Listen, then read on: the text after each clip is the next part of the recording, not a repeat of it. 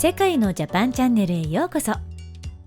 各国が持つ軍事力は抑制力としては必要かもしれませんが、使い方を間違えると戦争の引き金になるかもしれません。今回は日本の領海を脅かす潜水艦に関する話題をご紹介します。2020年6月20日、防衛省は鹿児島県奄美大島の北東において6月18日に潜航していた外国の潜水艦を発見したことを発表しました。他国の潜水艦が日本の接続水域内を潜水通過するのを確認したのは実に2年半ぶりのことだったといいます。接続水域というのは領海の基線からその外側約 44km までの海域で、沿岸国が通関、財政、出入国管理などに関する法令違反の防止及び処罰を行うことが認められた水域のこと。その先の領域は排他的経済水域となります。一体どの国の潜水艦なのか、また目的は何だったのかなどについて、防衛省は日本側の探知能力に関わるものであるから公表できないとして詳細は公表されませんでした。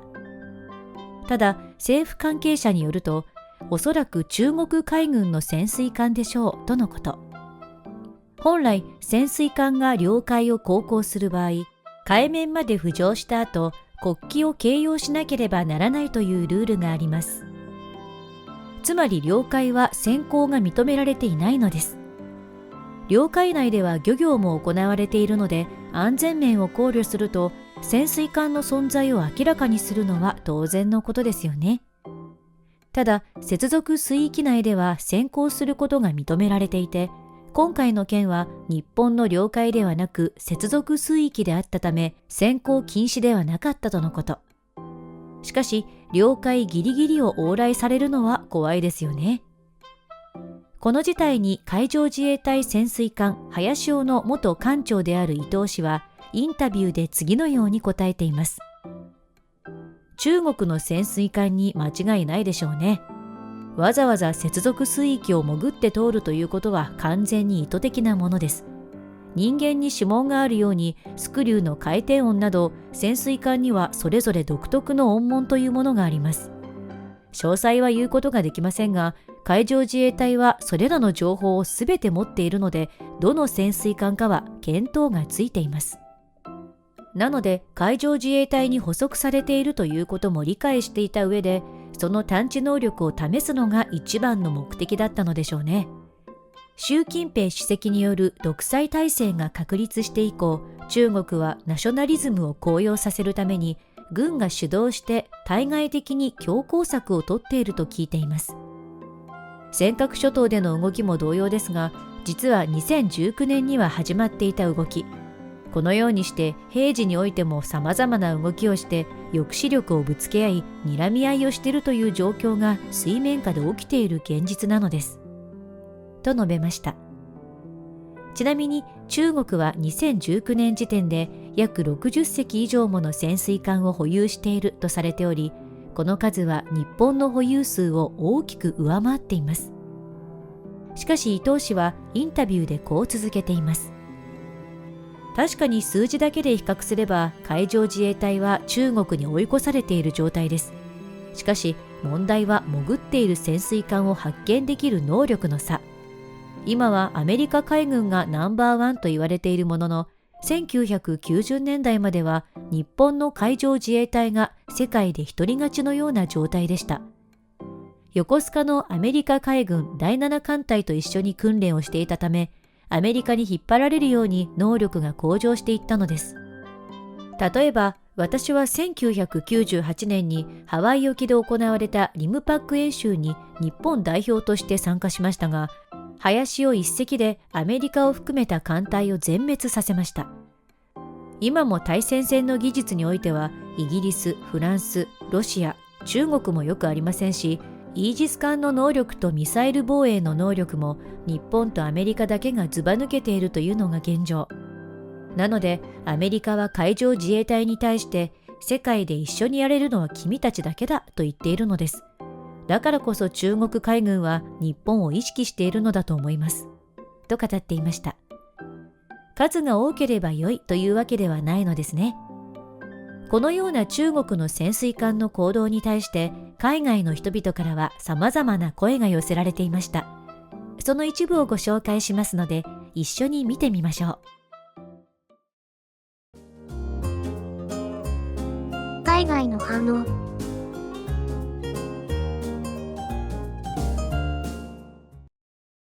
まあチャイナなら何も驚くことはないよな。ロシアから買った時代遅れのものを改造して使ったりしているからうるさくてバレたんじゃない？おそらく潜水艦にスクーター用のエンジンを使用しているんだろうね。だから中国は潜水艦用にトヨタのハイブリッドエンジンを導入するべきだよ。中国海軍は物量では優位にあるけど、テクノロジーの面では圧倒的に日本の方が優位だよね。日本の自衛隊にあっさり探知されたことで欧米の水準に追いつこうと努力はするだろうけど、その差を埋めるのは大変だろうな。日本はロシア艦隊を壊滅させたこともあるし、アジアからイギリスを追い出し、真珠湾攻撃ではアメリカの艦隊も沈めているからすごいんだ。中国軍の兵器の質は想像以上に低いよ。全部が全部そうではないけど、基本的に日本の自衛隊の方が質ははるかに上だからな。日本の双竜型潜水艦はこの世界で最も静かでハイテクな潜水艦として有名だよね。日本の対戦能力は確かにすごい。これが戦時中だったら生存の可能性は極めて低い。何を言ってるんだ。わざと気づかせたに決まってるだろう。そんなのもわからないのか？その通りよ。発見させなかったらどうやって日本のやつらをビビらせようと思ってるの？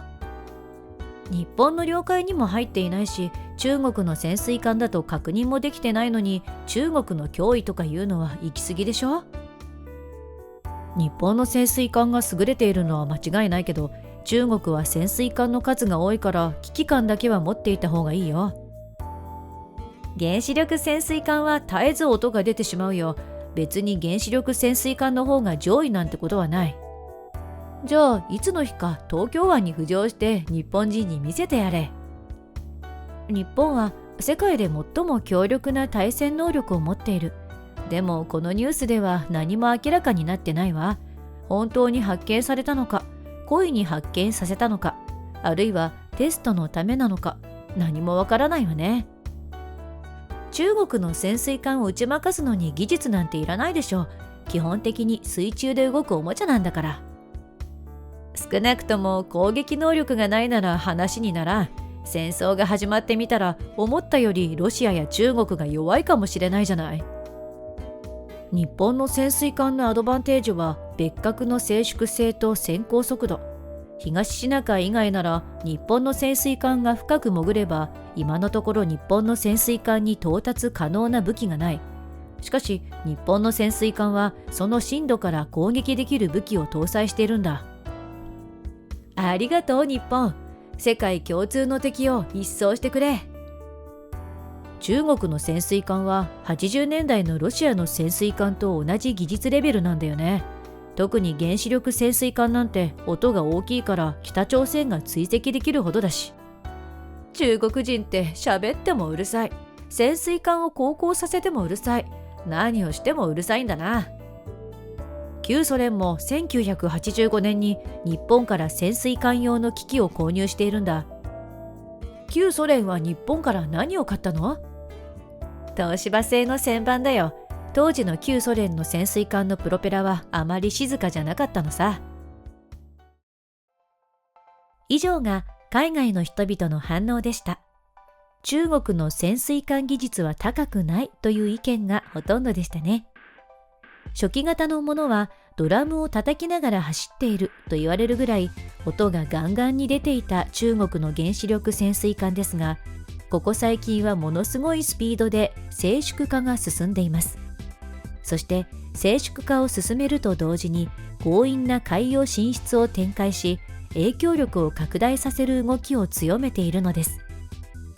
イギリスの軍事専門誌ジェーンズ・ディフェンス・ウィークリーによると、2023年1月に中国軍8隻目の攻撃型原子力潜水艦昇級が進水しました。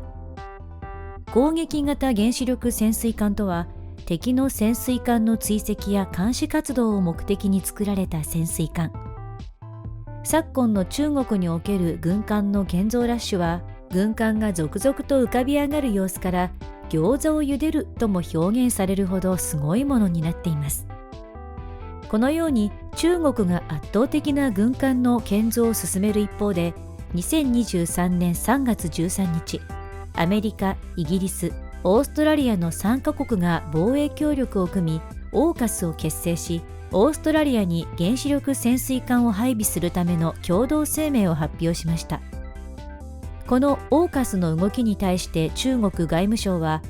地政学的な利益のために国際社会の懸念を完全に無視し、誤った危険な道を進んでいると猛反発。その理由は、原子力潜水艦の攻防において中国の戦略が成り立たなくなるからです。